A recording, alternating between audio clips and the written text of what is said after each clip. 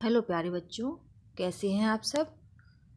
आशा है आप सब अपने अपने घरों में सकुशल होंगे और अपनी पढ़ाई सुचारू रूप से कर रहे होंगे। बेटा आज हम आपकी 6 क्लास की वर्कशीट नंबर 25 जो कि आपकी 30/12/2020 के लिए आई है, इसको डिस्कस करेंगे। और जो आज की वर्कशीट है उसका पाठ का नाम है सजीव एवं उनका परिवेश। और आज आपका टॉपिक है वो है जीवों की विशेषताएं। तो आज हम जीवों की कुछ विशेषताओं के बारे में पढ़ेंगे। तो चलिए आज की वर्कशीट स्टार्ट करते हैं। क्या भोजन सभी की आवश्यकता है? सजीवों को उनके अंदर होने वाले अन्य जैव प्रक्रमों के लिए ऊर्जा की आवश्यकता होती है। इसके लिए भोजन जरूरी है। भोजन वृद्धि में सहायता करता है। इसी प्रकार पौधों में भी वृद्धि के लिए अपना प्रकाश संश्लेषण प्रक्रिया के द्वारा भोजन जो निर्माण करते हैं पौधे, वो इस प्रक्रिया के द्वारा करते हैं। क्या सभी जीवों में श्वसन होता है? श्वसन सभी सजीवों को जिंदा रहने के लिए आवश्यक है। ग्रहण किए गए भोजन से श्वसन द्वारा ही हमारे शरीर को ऊर्जा मिलती है। कुछ जंतुओं में गैस आदान प्रदान का तरीका भिन्न होता है, जैसे केंचुआ त्वचा के द्वारा सांस लेता है, मछली गिल्स की सहायता से सांस लेती है, यह जल में घुली हुई ऑक्सीजन अवशोषित कर लेती है। इसी प्रकार पौधे भी गैसों का आदान प्रदान मुख्यतः पत्तियों द्वारा करते हैं। पत्तियों में छोटे छोटे छिद्र होते हैं जिनसे वायु अंदर आती है तथा ऑक्सीजन बाहर निकलते हुए कार्बन डाइऑक्साइड का प्रयोग करती है। ठीक है बेटा, अब वर्कशीट में आगे की ओर बढ़ते हैं।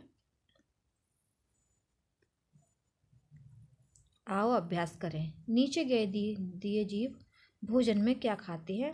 तो जो पहला जीव है हमें बिल्ली है। तो बिल्ली बेटा भोजन में क्या खाती है? अगर ये पालतू बिल्ली होती है तो बिल्ली दूध भी पीती है, तो हम लिख सकते हैं दूध पीती है, दूध है।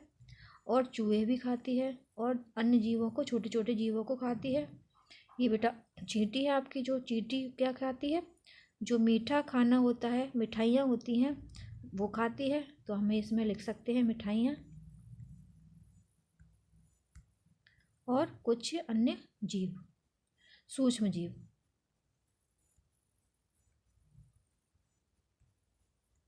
सूक्ष्म जीवों को भी खाती है। ठीक है बेटा, ये हिरन है। तो हिरन क्या खाता है? हरी पत्तियां खाता है बेटा।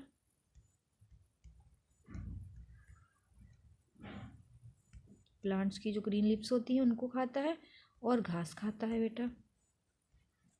ठीक है, इस तरह से इन तीनों की, बिल्ली का दूध और चूहे, चींटी का मिठाइयाँ और सूक्ष्म जीव, हिरन जो है घास खाता है, हरी पत्तियां खाता है। ठीक है बेटा, ये आप लिख लेंगे यहाँ से।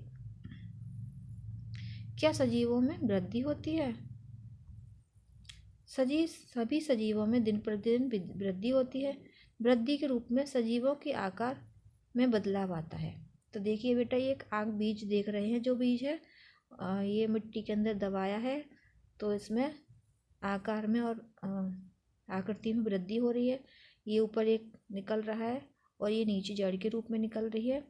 ये ऊपर तना जो पत्ती के रूप में निकल रहा है, पर बाद में बड़ा हो रहा है। ये नीचे जड़ भी बड़ी हो रही है, फिर और ज़्यादा बड़ा हो गया, ये जड़ भी बड़ी हो गई।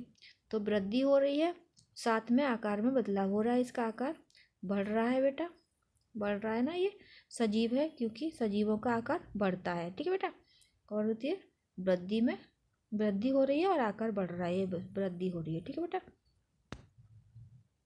श्वसन और सांस लेने की प्रक्रिया में अंतर। बेटा जो श्वसन होता है और सांस लेने में जो प्रक्रिया होती है उसमें अंतर होता है।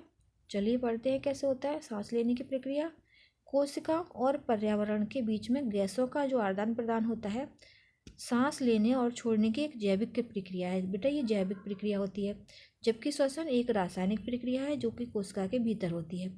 जो सांस लेने की प्रक्रिया होती है जैविक प्रक्रिया होती है, श्वसन एक रासायनिक प्रक्रिया होती है। ठीक है बेटा, चलिए आगे की ओर बढ़ते हैं। अगला क्वेश्चन है, किन्हीं 5 चीज़ों के नाम लिखिए जिनमें वृद्धि नहीं होती है। तो जो वृद्धि होती है, जैसे ये वृद्धि हमने देखी थी बेटा, ये सजीव थे, सजीव होते हैं ये। और जबकि जिनमें वृद्धि नहीं होती है वो निर्जीव होते हैं। ये हम पहले की वर्कशीट में पढ़ चुके हैं बेटा। तो जो ये है वृद्धि नहीं होगी तो ये सारी चीज़ें निर्जीव होंगी। तो हम अपने आसपास जितनी भी निर्जीव वस्तुएं देख रहे हैं उनमें से किन्हीं 5 का नाम लिख सकते हैं। तो एक हो गया हमारा पेन, दूसरे पे आप लिख सकते हो कुर्सी, जितनी भी चीज़ें आपको दिख रही हैं आसपास, बल्ब, चौथे नंबर पर लिख सकते हैं किताब, 5वें नंबर पे लिख सकते हो अपने मोबाइल, मोबाइल भी आपका निर्जीव है। और इसके अलावा जो भी है बेड है आपका, कूलर है, पंखे हैं, और जो भी बर्तन हैं, वाटर बोतल है, इत्यादि चीज़ें भी निर्जीव हैं। तो आप इनमें से चाहे जो लिख सकते हैं 5 निर्जीव चीज़ों के नाम। अगला क्वेश्चन चलिए देखते हैं। सांस लेना